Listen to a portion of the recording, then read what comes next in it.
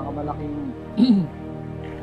ah, bagay para sa ikalalago ng isang halaman ay ang pruning. Tinatanggal ang mga bulok, hindi namumulaklak at hindi produktibong mga sanga para mga sanga na namumunga ay hindi magkaroon ng kaagaw sa sustansya. Walang pinagkaiba sa prinsipyo ng Biblia kung saan ay sinabi ng ating Panginoon sa Kristo, I am the vine and you are the branches. Nakapitas ako ng bunga. Ito po ay isang bunga ng adenium o kalachuchi na sa tamang panahon siya ay nagmamature, nabibiyak at pwede nang itanim yung kanyang bunga. Pero bago mangyari yun, kailangan muna manggaling ito sa bulaklak gaya nito at dapuan ng bubuyog, magkaroon ng pollination na tinatawag. Yung iba hand pollination, pero ito po ay natural pollination.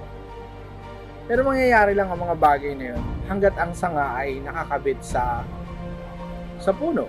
Kagaya nga nung sinabi ng ating Panginoon sa Kristo sa John chapter 15. Ang sabi niya doon ay, I am the vine and you are the branches. Diba? Siya ang puno at tayo ang mga sanga. Hanggang tayo ay nakakabit sa Panginoon, doon lamang tayo makakapamunga. So, actually, sa panahon ngayon, it is a common challenge for everyone na talagang dumanas ng iba't ibang challenge sa buhay. Diba? Ang isa sa pinakamalaking challenge sa panahon ngayon ay ang manatili. Diba?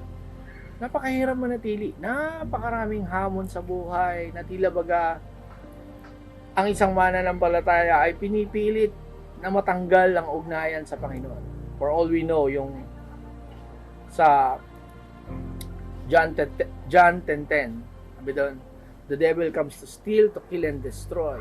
So, si Satanas ay magnanakaw ay naparito upang magnakaw, manira at pumatay. Isa sa mga bagay na sinisira ng kaaway ang ating ugnayan sa Panginoon.